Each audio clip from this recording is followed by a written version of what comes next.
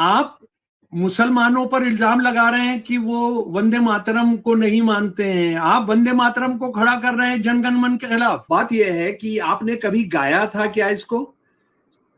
वंदे मातरम गाने की बात छोड़िए, आपने वंदे मातरम कहते हुए आरएसएस का ही झंडा जो केसरिया था, उस झंडे को लेकर आप अपने देश के अंदर 1925 के बाद किसी चौराहे पर गए थे, कोई मीटिंग की थी, किसी सरकारी दफ्तर के बाद आपने प्रदर्शन किया था?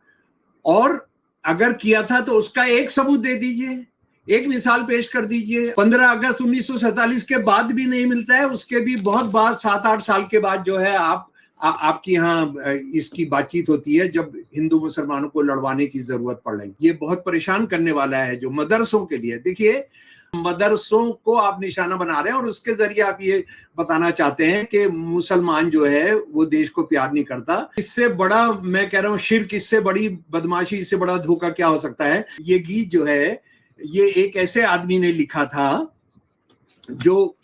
जिनका नाम बंकिम चंद्र चटर्जी था। स्वतंत्र के साथ ही अगर ये बात कुछ सेकुलर लोगों तक और इस्लाम के ठेकेदारों तक पहुंच जाए तो मुझे लगता है कि आम मुसलमान को जो पीटा जा रहा है, उसको डराया जा रहा है, उसको लिंच किया जा रहा है, उसके घरों को बुलडोज किया जा रहा है, तो शायद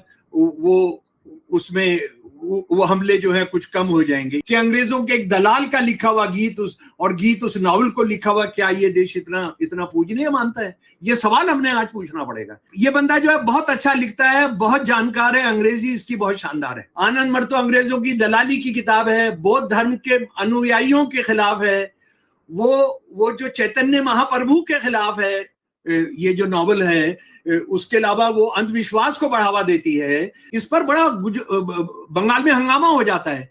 ऐसा कभी हुआ ही नहीं था कि आधा गाना संस्कृत में है, आधा बांग्ला में है, क्योंकि इनका छंद अलग होता है, इनकी पोइट्री का। 7 करोड़ आबादी थी बंगाल की, 7 करोड़ आबादी थी उड़ीसा और बिहार की मिलाकर।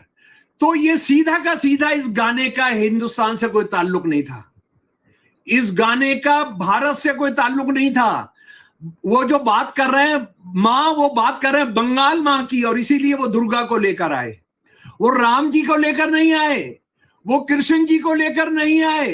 वो आज जो मोदी के सबसे बड़े भगवान है, सबसे बड़े गुरु है, उनको लेकर नहीं आए। ये गाना जिस नॉवल में है उसको ये देश कभी बर्दाश्त करना ही नहीं चाहिए था।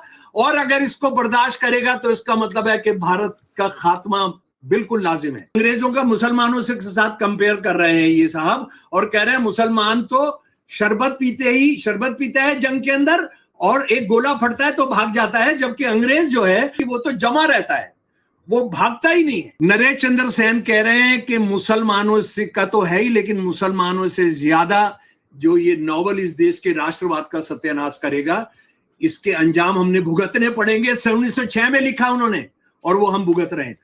नमस्कार दोस्तों, मेरा नाम हैदर अब्बास नकवी है और आप लोग मुझको इस वक्त द स्वतंत्र पर देख रहे हैं। बंगाल में भाजपा चुनाव जीत जाती है, सरकार बन जाती है और वंदे मातरम अनिवार्य हो जाता है। अब अनिवार्य सब जगह पर होता है, लेकिन जो खबर है कि मदरसों में वंदे मातरम जरूर पढ़ाया जाएगा और बच्चे जरूर वंदे मातरम पढ़ने चाहिए। वंदे मातरम सब पढ़ रहे हैं। हमने देखा कि केरला में कांग्रेस की सरकार हुई और वहां पर भी वंदे मातरम गाया गया, लेकिन जो वंदे मातरम कह रहे हैं उनका क्या इतिहास है, आज हम आपको यही समझाएंगे। और देख सकते हैं कि हमारे साथ प्रोफेसर शमसुल इस्लाम साहब हैं, जो लगातार देश के लिए साझा विरासत, साझा शहादत पर बात करते हैं। आज हम उनसे ही समझेंगे कि वंदे मातरम का मदरसों से क्या ताल्लुक है और क्या कोई इशू है या कोई एजेंडा है जो नहीं गा रहे हैं और जबरदस्ती गवाया जा रहा है। इसको समझना बहुत जरूरी है। साहब, बहुत बहुत शुक्रिया था स्वतंत्र से जुड़ने के लिए। हम लोग और पहले भी वंदे मातरम पर एक एपिसोड कर चुके हैं, लोगों को समझाया है, लेकिन अब फिर से भाजपा सरकार आई है, कोलकाता में आई है, पहली बार आई है, और फिर सबसे पहले जो कानून हुआ कि भाई मदरसों में वंदे मातरम जरूर गाया जाए। तो इसको आप किस तरह से देखते हैं? सही है, देशभक्ति का गीत है, सबको गाना चाहिए? नहीं, असल में देशभक्ति भी कौन सी वाली, किसके लिए? और बात यह है कि मदरसों में जो कुछ हुआ है उससे पहले हम जिन्होंने ये फैसला किया है जरा उनसे पूछ लें कि ये जो इनके बच्चे हैं, ये जिनकी औलादे हैं वो आरएसएस है, और ये शुभेंदु अधिकारी भी जो है, ये जो चीफ मिनिस्टर है वो आरएसएस का आदमी है, और वो कहता है कि मैं हिंदुत्व में विश्वास करता हूँ। वो उसको उससे ये पूछा जाना चाहिए, लेकिन जिस तरह का माहौल कलकत्ता में है, बंगाल के अंदर है, तो वो कौन पूछेगा। अभी हमारे पूछने पर पाबंदी नहीं है, लेकिन हम पूछेंगे कि ये 1925 में आरएसएस बनी थी और 15 अगस्त 1947 को हमारा देश आजाद हुआ। ये वंदे मातरम गाना लिख दिया गया था 1875 के अंदर, और ये कहीं तहखाने में पड़ा था, फाइलों में दबा पड़ा था, लेकिन 1881-82 में ये छप गया एक नॉवल के अंदर, आनंदमठ, जिस पर हम बातचीत करेंगे। तो ये आरएसएस के बनने से लगभग 45 साल पहले ये गाना लिखा गया, और ये गाना उससे पहले इस देश की अंग्रेज के खिलाफ लड़ाई का एक बड़ा प्रतीक बन गया। और इस बात को याद रखिए, गाना नहीं, इस गाने का जो मुखौटा था, वंदे मातरम, वो नारा, इस देश के साथ जो धोखा किया जा रहा है कि एक नारे को एक गीत के रूप में देकर, और उसमें गीत में भी जो सहमति बनी थी राष्ट्र की, देश की, और वो सहमति बनाने के अंदर कौन कौन थे, गांधी थे, सुभाष चंद्र बोस थे, टैगोर थे, सरदार पटेल थे, नेहरू थे, मौलाना आजाद थे, वो सहमति बनी थी, उसको भी तोड़कर, उसका सत्यानाश करके आप जो है, आप इस देश को जो खंडित करने में लगे हैं, उसके लिए अब आप ये इस्तेमाल कर रहे हैं। तो बात यह है कि आपने कभी गाया था क्या इसको? वंदे मातरम गाने की बात छोड़िए, आपने वंदे मातरम कहते हुए आरएसएस का ही झंडा जो केसरिया था, उस झंडे को लेकर आप अपने देश के अंदर 1925 के बाद किसी चौराहे पर गए थे, कोई मीटिंग की थी, किसी सरकारी दफ्तर के बाद आपने प्रदर्शन किया था? और अगर किया था तो उसका एक सबूत दे दीजिए, एक मिसाल पेश कर दीजिए। आपकी तो बहुत दस्तावेज हैं, आपके तो तमाम भरे पड़े हैं। मैंने भी 40-45 साल में आपके सारे कागजात, आपके दस्तावेज जमा करने का काम किया है। मुझे तो वंदे मातरम शब्द आपके लिटरेचर के अंदर नहीं मिल रहा है। 15 अगस्त 1947 के बाद भी नहीं मिलता है, उसके भी बहुत बाद 7-8 साल के बाद जो है आपकी यहाँ इसकी बातचीत होती है, जब हिंदू मुसलमानों को लड़वाने की जरूरत पड़ रही। तो बात यह है कि आपका वंदे मातरम से क्या लेने देना। अच्छा, एक और जो बहुत शर्मनाक बात की जा रही है, जिसको आज इंडियन एक्सप्रेस ने, जो कभी कभी इसको लगता है कि ये मुर्दा नहीं है, ये इस देश के जो संवैधानिक ढांचा, इस देश का जो प्रजातंत्र है, उसकी चिंता करता है, उसके बारे में आज एडिटोरियल है, फर्स्ट एडिटोरियल है, Bengal order on madrasa is disturbing. ये बहुत परेशान करने वाला है जो मदरसों के लिए। देखिए, आप ये गाना गाएं, हिंदू जो स्कूल हैं, धार्मिक स्कूल हैं, संस्कृत के जो स्कूल हैं, जो सिखों के स्कूल हैं, जो जैनियों के स्कूल है, धार्मिक स्कूल हैं, जो उनके संस्थान है, बौद्ध के जो हैं, उनमें आप नहीं करके ये सिर्फ मदरसों के लिए करना है, और मदरसों को आप निशाना बना रहे हैं, और उसके जरिए आप ये बताना चाहते हैं कि मुसलमान जो है वो देश को प्यार नहीं करता, भारत को प्यार नहीं करता है। ये इससे बड़ा मैं कह रहा हूं शिर्क, इससे बड़ी बदमाशी, इससे बड़ा धोखा क्या हो सकता है। ये अपना जिसको गुरु मानते हैं, आइकन मानते हैं, वीर मानते हैं, अगर उसकी एक किताब ये कभी देख लें, अगर इनको जानकारी हो, 1857 की आजादी पर जो उनकी किताब है, उसके अंदर उन्होंने चैप्टर पर चैप्टर सावरकर ने लिखे हैं कि किस तरह से मदरसों में, मस्जिदों में मौलवियों ने जिहादी संगठन खड़ा करके अंग्रेजों भारत छोड़ो ये नारा लगाकर, वंदे मातरम का नारा लगाकर उन्होंने सारे देश के जो दूसरे मजहब के मानने वाले थे, उनको कैसे अंग्रेजों को नाक चने चबवाए थे। ये बात बताने के लिए कि मुसलमान जो हैं बस वो देशभक्त नहीं होते हैं, तो इनको देशभक्त के लिए उनको जलील किया जाना चाहिए। यही चीज अभी हम जो बात करेंगे गोश्त पर, वो ये है कि गोश्त तो मुसलमान जंगली होते हैं, जानवर होते हैं, वैशी होते हैं, और वो हिंसा करते हैं, तो हिंसा के एक वायलेंस होने की वजह से वो मीट खाते हैं। हम उसमें भी देखेंगे कि वो ये इनके जो पूर्वज थे वो सबसे ज्यादा मीट खाते थे, गाय का मीट खाते थे। खैर वो अलग उस पर बात करेंगे। तो ये इंडियन एक्सप्रेस लिखा है और इंडियन एक्सप्रेस क्या कह रहा है कि आप ये करके अच्छा नहीं कर रहे हैं।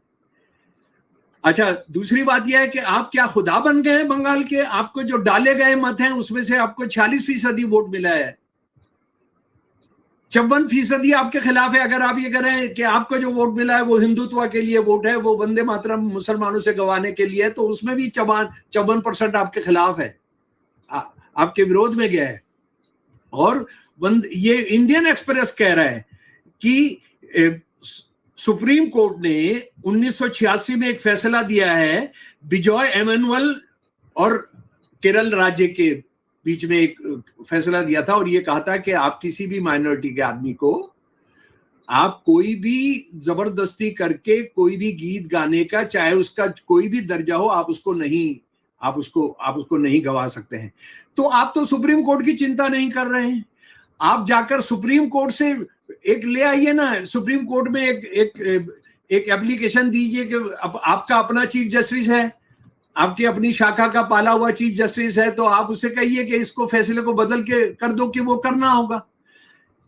इंडियन एक्सप्रेस कह रहा है कि ये तो फैसला भी स्टैंड करता है 1986 का। 1986 को लेकर आप ये कैसे कर सकते हैं? अच्छा देखिए, अभी हम थियोरेटिकल बहस ये कर रहे हैं कि आनंद मठ, लेकिन आनंद मठ कोई एक गीत है, आनंद मठ कोई एक चीज है, आनंद मठ कोई आरती है? आनंद मठ क्या है? इस पर हमने बहुत गंभीरता से चर्चा करनी चाहिए। और बदकिस्मती से जो अपने आप को मुसलमानों का ठेकेदार कहते हैं, इस्लामी पार्टियां कहते हैं, मुसलमानों के कहते हैं कि हम उनके नेता हैं, वो मैं तो कहता हूं इस्लाम के बारे में नहीं जानते, तो वो हिंदू धर्म और ये आनंद मठ की क्या बहस है, उसको ये क्या जानेंगे? अगर उसको जान लें तो उनको हम इसको क्योंकि हम एक खुदा को पूछते हैं, खुदा ताला को पूछते हैं, हम दूसरे आदमी को नहीं पूछते हैं, इस चक्कर में नहीं पड़कर उससे बुनियादी सवाल है जिस पर आप इनका मुंह काला कर सकते हैं आरएसएस वालों का। मैं बात करूंगा उसी पर। वो मुसलमान लीडरशिप जो है, हिंदू मुसलमान का जो आरएसएस का जो षड्यंत्र है इस गाने को लेकर या मीट को लेकर या किसी भी दूसरी चीज को लेकर, ये यूनिफॉर्म सिविल कोड को लेकर, औरत को लेकर, वो उसका शिकार हो जाते हैं। वो इसको जरा सा एक तरफ रख के ये जान लें कि ये गीत कैसे पैदा हुआ था, क्या हुआ था। बात यह है कि ये गीत जो है ये एक ऐसे आदमी ने लिखा था जिनका नाम बंकिम चंद्र चटर्जी था। और बंकिम चंद्र चटर्जी कौन थे, जरा सा उसको समझ लें। ये और मैं हैदर साहब स्वतंत्र के साथी, अगर ये बात कुछ सेकुलर लोगों तक और इस्लाम के ठेकेदारों तक पहुंच जाए तो मुझे लगता है कि आम मुसलमान को जो पीटा जा रहा है, उसको डराया जा रहा है, उसको लिंच किया जा रहा है, उसके घरों को बुलडोज किया जा रहा है, तो शायद वो हमले जो है कुछ कम हो जाएंगे। ये बंदा कौन था जरा सा? अब ये सवाल हमने पूछना चाहिए इस देश को कि अंग्रेजों के एक दलाल का लिखा हुआ गीत उस नावल को लिखा हुआ, क्या ये देश इतना पूजनीय मानता है? ये सवाल हमने आज पूछना पड़ेगा। देखिए, ये बंदा जो है ये बीए के स्टूडेंट थे कलकत्ता यूनिवर्सिटी में, और ये फेल हो गए वहां पर। कलकत्ता यूनिवर्सिटी का जो सिंडिकेट है, जो उसकी गवर्निंग काउंसिल होती है, उसका 24 अप्रैल 1858 का प्रस्ताव मेरे पास है।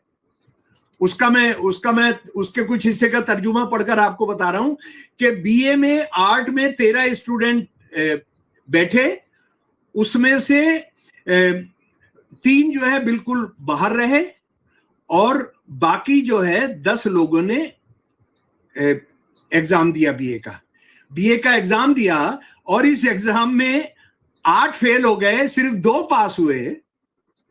वो 2 पास हुए इसके बावजूद कि उन्होंने 5 सब्जेक्ट में फेल हो गए थे, बंकिम चंद्र चटर्जी और जदुनाथ बोस।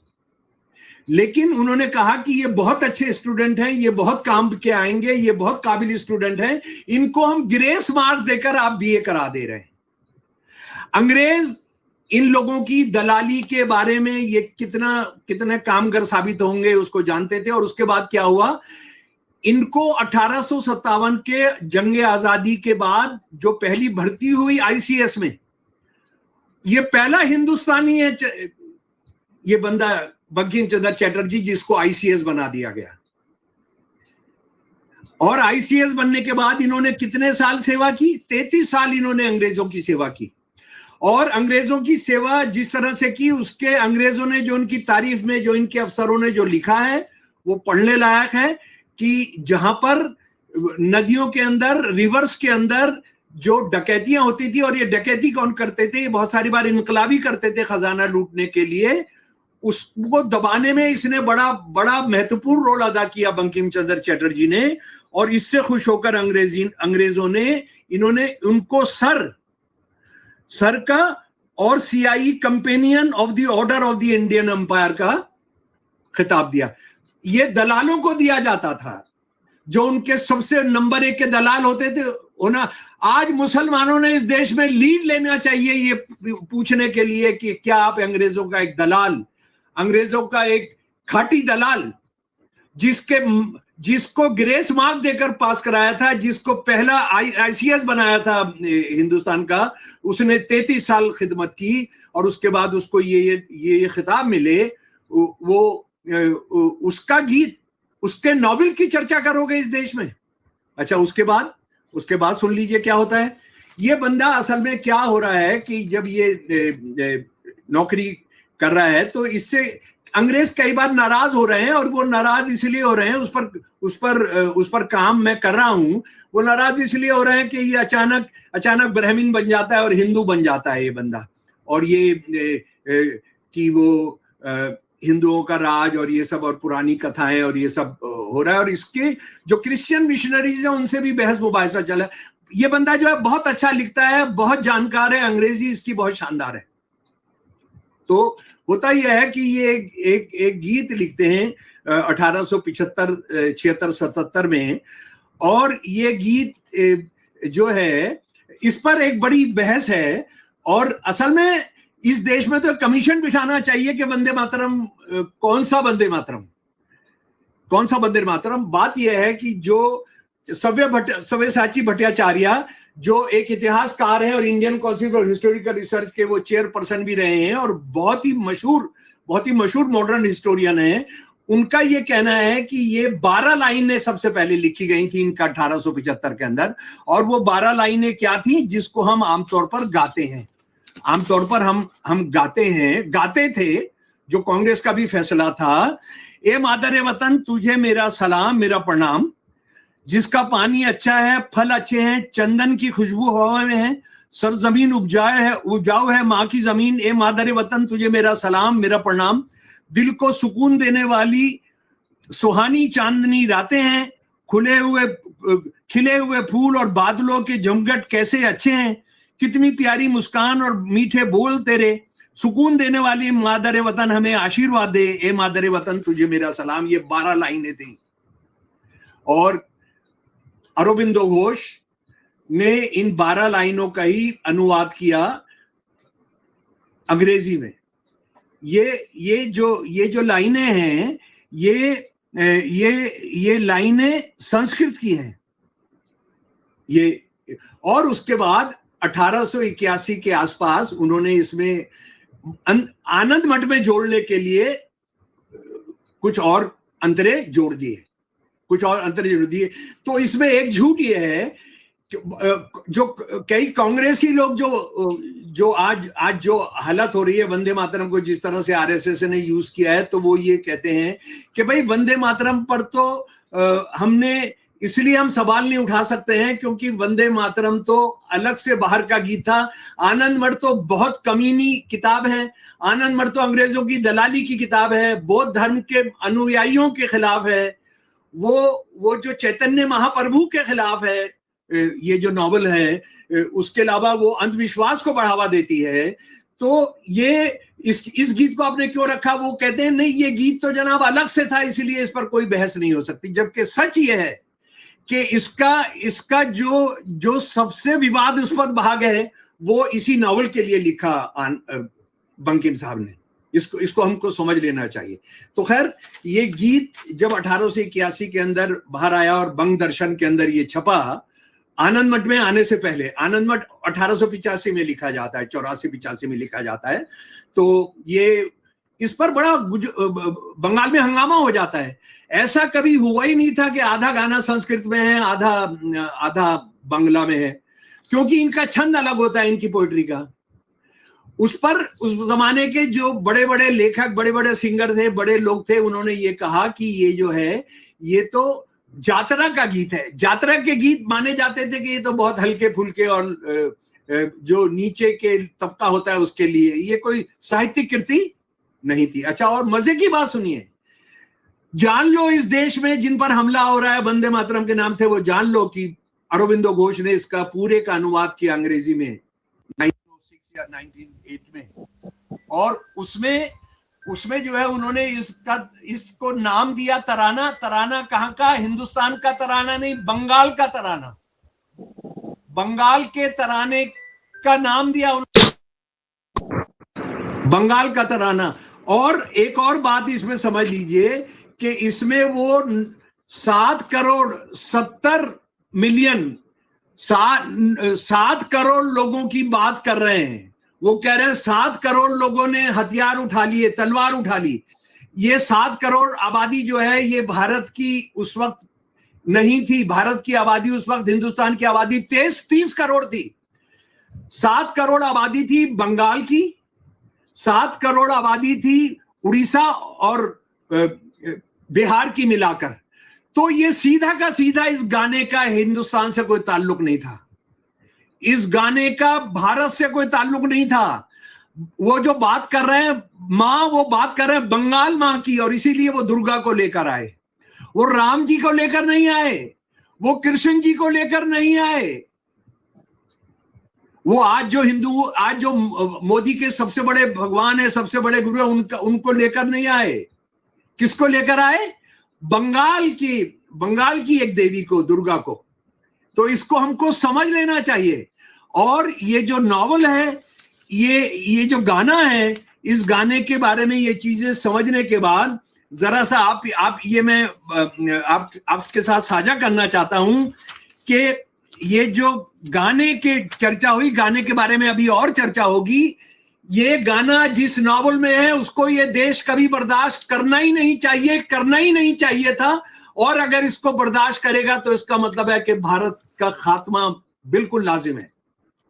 इस नॉवल के अंदर क्या क्या है जरा सा सुन ले। और ये मैं नहीं कह रहा हूं, ये सन 1906 में बहुत बड़े विद्वान नरेश चंद्र सेन गुप्ता, जिन्होंने सबसे पहली बार आनंद मठ का अनुवाद किया था, उन्होंने कह दिया था, उन्होंने जो चार चीजें रखी हैं। और ये किताब है, ये बदकिस्मती से इस किताब को गायब कर दिया गया। ये किताब है उनका अनुवाद नरेश चंद्र सेन गुप्ता जी का। ये है द एबे ऑफ ब्लिस 1906 का। ये जो भी आदमी आरएसएस के फैशिज्म को, चाहे वो वंदे मातरम के नाम पर हो या हिंदू राष्ट्रवाद के लिए या भारत माता के नाम पर, इसको पढ़ना चाहिए। वो क्या कह रहे हैं? नंबर 1 बात वो कह रहे हैं कि ये सिर्फ मुसलमानों के खिलाफ नहीं, मुसलमानों के खिलाफ तो है ही, लेकिन ये जो है बुद्धिस्ट के खिलाफ है।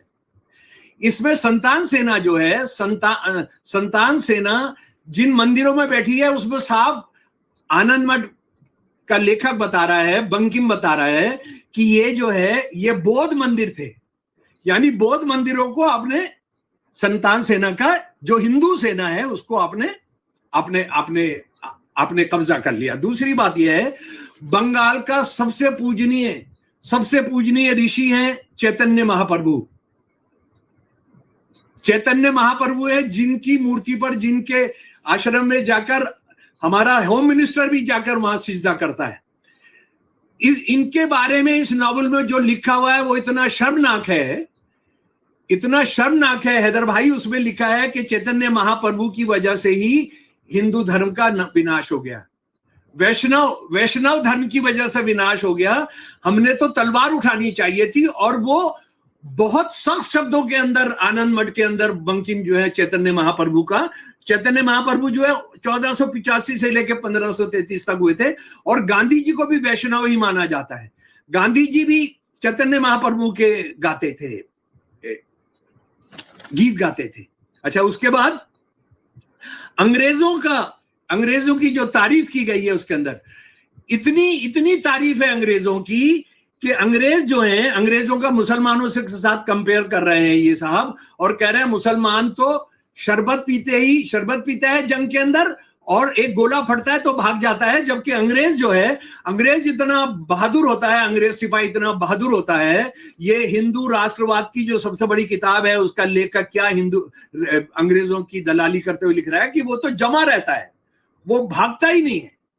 और उसके बाद ये इस नॉवल के अंदर कितनी बार है कि जो संतान सेना है वो मांस खा रही है, वो मांस खा रही है जहां जहां उनके अड्डे हैं उन पे जाकर मांस खा रही है। और उसके बाद इस नॉवल की एक और खास बात है, शर्मनाक बात यह है कि ये अंधविश्वास से भरा हुआ नॉवल है। ये सब क्या कर रहे हैं, बंकिम चटर्जी के इनके जो गुरु हैं, जो संतान सेना के मुखिया हैं, वो कुछ औरतें मर जाती हैं, जो लोग मर जाते हैं, बच्चे मर जाते हैं, आके उसमें कुछ मंत्र पढ़ते हैं और उसको जिंदा कर देते हैं। नरेश चंद्र सेन कह रहे हैं कि मुसलमानों से का तो है ही, लेकिन मुसलमानों से ज्यादा जो ये नॉवल इस देश के राष्ट्रवाद का सत्यानाश करेगा, इसके अंजाम हमने भुगतने पड़ेंगे। 1906 में लिखा उन्होंने और वो हम भुगत रहे हैं। उसके बाद जनाब इस नॉवल में जो मुसलमानों के बारे में है वो जरा सा सुन ले थोड़ा। इस नॉवल के अंदर मुसलमानों के बारे में जो लिखा है, मुसलमानों के साथ जो किया गया, मुसलमानों के साथ जो करना चाहिए, वो आरएसएस की शाखाओं में हिंदूवादी जो संगठन है, जो उनके शिविर होते हैं, बौद्धिक शिविर होते हैं, उसमें खेल के तौर पर खेले जाते हैं। और जरा सा सुन लीजिए, थोड़े से वो जो वर्णन है वो थोड़ा लंबा है, लेकिन उसको हमने अच्छे तरीके से सुनना चाहिए। जब ये आनंद मठ, अच्छा एक और चीज मैं आपको बताता हूं, एक जो बंकिम चंद्र चटर्जी बहुत बेईमानी और धोखेबाजी कर रहे हैं, ये जो संतान सेना है ना, जो संतान का विद्रोह हो रहा है मुसलमानों के खिलाफ इस नॉवल में, असल में 200 साल पहले हुआ था। ये 200 साल पहले हुआ था। ये जब आनंद मठ जो किताब लिख रहे हैं उस वक्त तो मुसलमान राज खत्म ही हो चुका है पूरा का पूरा। 1800 आप जानते हैं कि 1857 में मुसलमान हार गए हैं, अंग्रेजों का बाकायदा कब्जा हो गया सारे देश पर।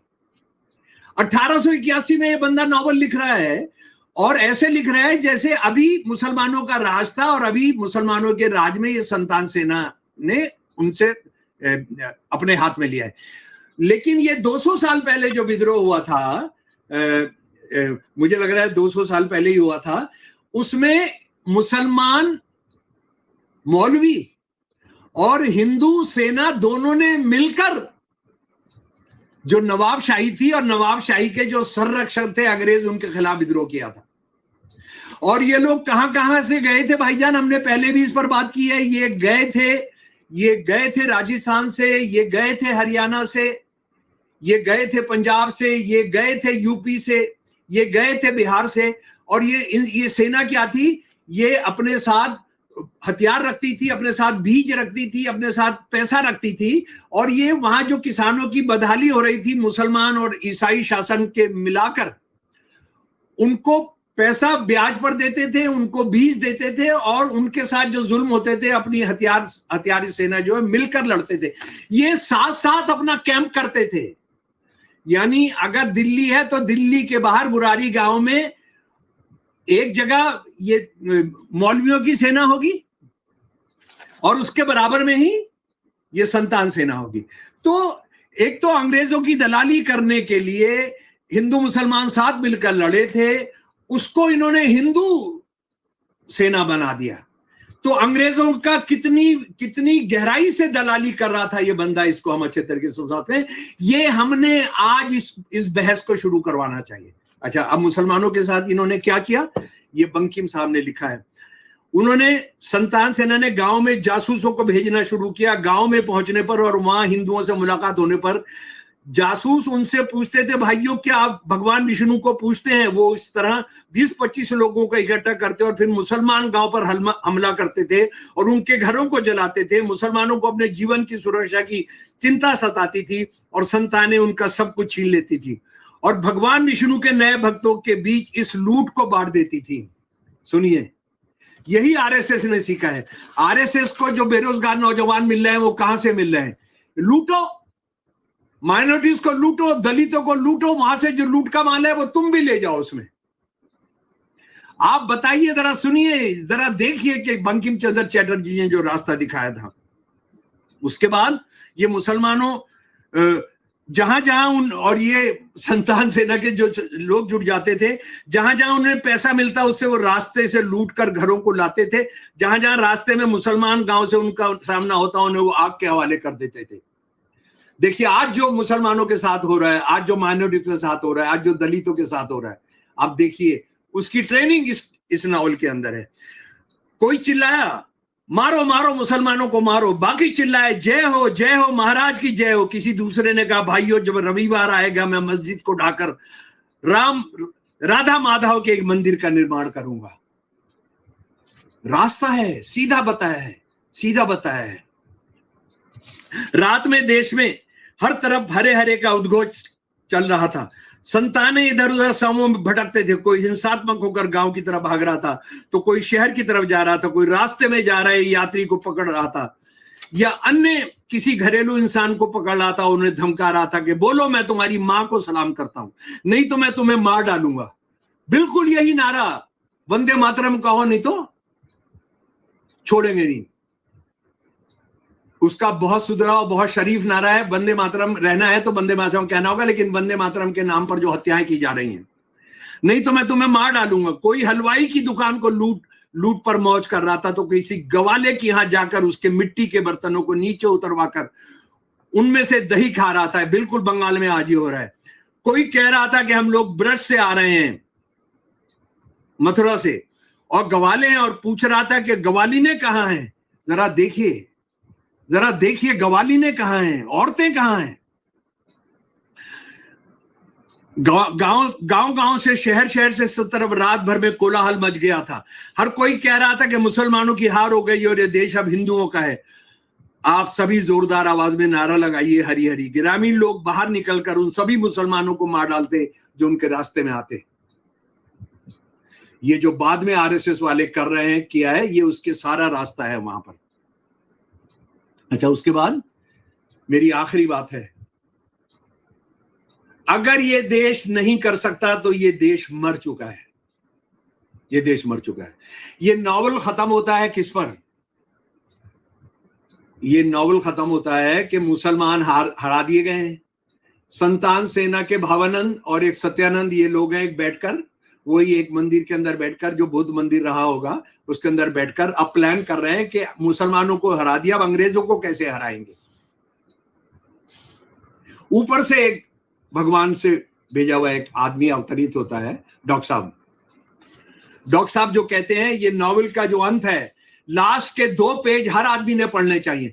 और अगर नहीं पढ़े जा रहे हैं और इस देश के सुप्रीम कोर्ट के सामने, हाई कोर्ट के सामने नहीं किया जा रहा है, तो इसका मतलब है कि आप भी अंग्रेजों की दलाली के अंदर, आप भी अंग्रेजों के दलाल हैं। अंग्रेज जब तक शासक न बने, सनातन मूल्यों की बहाली की कोई संभावना नहीं है। सनातन शब्द इस्तेमाल किया गया है। मेरी बात गौर से सुनो, और जैसा कि महात्माओं ने समझा था मैं तुम्हें समझाऊंगा। प्रजा अंग्रेज राज में सुखी रहेगी और बिना किसी परेशानी के अपने मूल्यों पर अमल कर पाएंगे। इसलिए हे बुद्धिमान, अंग्रेजों के खिलाफ युद्ध करने से तुम अभी दूर रहो और मेरा अनुकरण करो। विद्रोह इसलिए किया गया था कि अंग्रेज राज स्थापित हो सके। तुम्हारा उद्देश्य सफल रहा है, तुमने माता की बेहतरी का काम किया है। अंग्रेज राज कायम हो गया है। तुम युद्ध छोड़ो और अपनी दुश्मनी का त्याग करो। लोगों को खेती के काम में लगने दो। धरती अनाज से फले फूले, लोग समृद्ध हो। अब कोई दुश्मन नहीं है। अंग्रेज अब हमारे सहयोगी राजा हैं। उसके अलावा किसी के पास भी ऐसी सत्ता नहीं है जो अंतिम तौर पर अंग्रेजों के खिलाफ युद्ध को जीत सके। और कोई बड़ा सबूत चाहिए? मैं कब से कह रहा हूं, जो डेमोक्रेटिक लोग हैं, सेकुलर लोग हैं, जो मुसलमानों का नेतृत्व करना चाहते हैं ईमानदारी से, वो सारे माइनॉरिटीज के लोगों की मीटिंग बुलाएं, वो सेकुलर पार्टियों के लोगों की मीटिंग बुलाएं और कहें कि क्या ये मंजूर होगा, क्या ये चलेगा? क्या ये हमारा देश ये नॉवल तय करेगा? हमारा देश इस नॉवल के आधार पर चलेगा? इस क्रिमिनल अंग्रेजों की दलाली, जिसमें हिंसा, औरतों के खिलाफ हिंसा, मुसलमानों के खिलाफ हिंसा, बौद्ध धर्म के खिलाफ हिंसा, जिसका आप स्रोत हैं, जिसके आप फाउंटेन हैं, वो उसको आप लागू करेंगे? ये हिंदुओं के खिलाफ है। इसमें जो बात हो रही है ना, जो मैंने आपको पढ़कर सुनाया कि गवालियां कहाँ हैं, हम ब्रज के गोपी आए हैं, वो हिंदू औरतों के लिए भी है। वो यानी वो सारी गवालियां जो होते हैं और गोपियां जो हैं वो मुसलमान नहीं होती हैं। तो इन्होंने इस नावल में हिंदू औरतों को छोड़ा था क्या? वंदे मातरम को लेकर जो हिंदू मुसलमान हो रहा है, इसमें इस देश के साथ, इस देश की सॉवरेंटी, प्रभुसत्ता के साथ, इस देश का जो संविधान है, इस देश का जो संवैधानिक ढांचा है, उसके साथ एक बड़ा शर्मनाक खेल हो रहा है। वो शर्मनाक खेल ये है कि इस देश का जो जनगण मन है, जो नेशनल एंथम है, उसको ऐसा किया जा रहा है जैसे वो कोई अधूरी चीज हो। यानी आप मुसलमानों पर इल्जाम लगा रहे हैं कि वो वंदे मातरम को नहीं मानते हैं, आप वंदे मातरम को खड़ा कर रहे हैं जनगण मन के खिलाफ, नेशनल एंथम के खिलाफ आप वंदे मातरम खड़ा कर रहे हैं। और इसके लिए आपने, आरएसएस ने अपने अखबार ऑर्गेनाइजर में एक एडिटोरियल लिखा था कि वो एक कब्र खुदेगी जिसमें जनगण मन लिखा होगा, उसका जो पत्थर होगा उस पर। और दूसरी बात, ये हिंदू मुसलमान जिन लोगों ने करवाया, अगर वो सुभाष चंद्र बोस जी से थोड़ी सी सीख लेते और उनकी बात मानते तो समझ में आ जाता। सुभाष चंद्र बोस जी जानते थे कि वंदे मातरम जो शब्द है वो कहाँ से जुड़ा हुआ है, क्या वजह है, उसके साथ एक इतिहास भी जुड़ा हुआ है। और ये भी मैं आपको बताना चाहता हूँ कि दुनिया की जो पहली जंग थी, फर्स्ट वर्ल्ड वॉर थी, उसमें अंग्रेजों ने जो भारतीय सैनिक थे उनको कहा था कि तुम दुश्मन के मोर्चे पे हमला करने के लिए वंदे मातरम का लगा लो नारा। वो हिंदुस्तानी सैनिक जो थे वो वंदे मातरम उनको अच्छा लगता था, अंग्रेजों के खिलाफ नहीं, वो अंग्रेजों के दुश्मन के खिलाफ, तो वो उन्होंने इजाजत दी। तो खैर सुभाष चंद्र बोस जी जो थे उन्होंने वंदे मातरम को उठा के जय हिंद दिया। यानी आपस में जो बातचीत करेंगे, जो सलाम दुआ होगी, वो क्या होगी? जय हिंद। और अगर उनका बनाया गया, उन्होंने जो दोस्तों के साथ मिलकर जो तराना बनाया था, अगर उसको मान लिया जाता, आज भी मान लिया जाए, तो कोई सारे झगड़े ही खत्म हो जाएंगे। शुभ सुख चैन की बरखा बरसे भारत भाग है जागा, पंजाब सिंध गुजरात मराठा द्राविड़ उत्कल बंगा, चंचल सागर विंध्य हिमालय नीला जमुना गंगा, तेरे नित गुण गाएं तुझसे जीवन पाए हर तन पाए आशा, सूरज बनकर जग पर चमके भारत नाम सुभागा, जय हो जय हो जय हो जय जय जय जय जय हो, सबके दिल में प्रीत बसाए तेरी मीठी बाणी, हर सूबे के रहने वाले हर मजहब के प्राणी, सब भेद और फर्क मिटा के सब गोद में तेरे आके गूंधे प्रेम की माला, सूरज बनकर जग पर चमके भारत नाम सुभागा, जय हो जय हो जय हो जय जय जय जय जय हो, शुभ सवेरे पंख पकेरे तेरे ही गुण गाएं, बाज भरी भरपूर हमारे जीवन में रुतड़ाएं, सब मिलकर हिंद पुकारे जय आजाद हिंद के नारे, प्यारा देश हमारा सूरज बनकर जग पर चमके भारत नाम सुभागा, जय हो जय हो जय हो जय हो जय जय जय जय जय हो। ये आनंद बढ़ से जुड़ा हुआ गीत, बंकिम का गीत, इस देश में लाकर अंग्रेज परस्ती का जो माहौल बनाना था वो हम बना पाए हैं। और हमको नेताजी सुभाष चंद्र बोस जी के इस गीत को जो है हमने अपना लेना चाहिए अपने गीत के तौर पर। बात कड़वी है लेकिन बताई जानी चाहिए। और मैं जो आरएसएस से लड़ना चाहते हैं, अगर इसी को मुद्दा बना लें तो इनको किसी गंदे नाले में डूबने से, मरने से कोई बचा नहीं सकता है। इस देश को बचाना है तो इस गिरोह को, इस अंग्रेजों के दलाल गिरोह को, इस बंकिम चंद्र चटर्जी के चाहने वालों को, इस नॉवल को चाहने वालों को, उनको सबक सिखाना होगा। शुक्रिया जनाब, तो आपने सही से समझाया। उम्मीद है कि ये बात आगे तक पहुंचेगी और आपको अगर पसंद आए, क्योंकि ज्यादा शेयर कीजिए, मैसेज ज्यादातर लोगों तक पहुंचे, क्योंकि हकीकत जानना बहुत जरूरी है जिस तरह का आजकल का माहौल चल रहा है। तो इसी तरह की सच्ची बातें का पसंद पर बराबर जारी रहेंगे। अपने दोस्त हैदराबाद नकवी को इजाजत दें, फिर होगी मुलाकात। नमस्कार।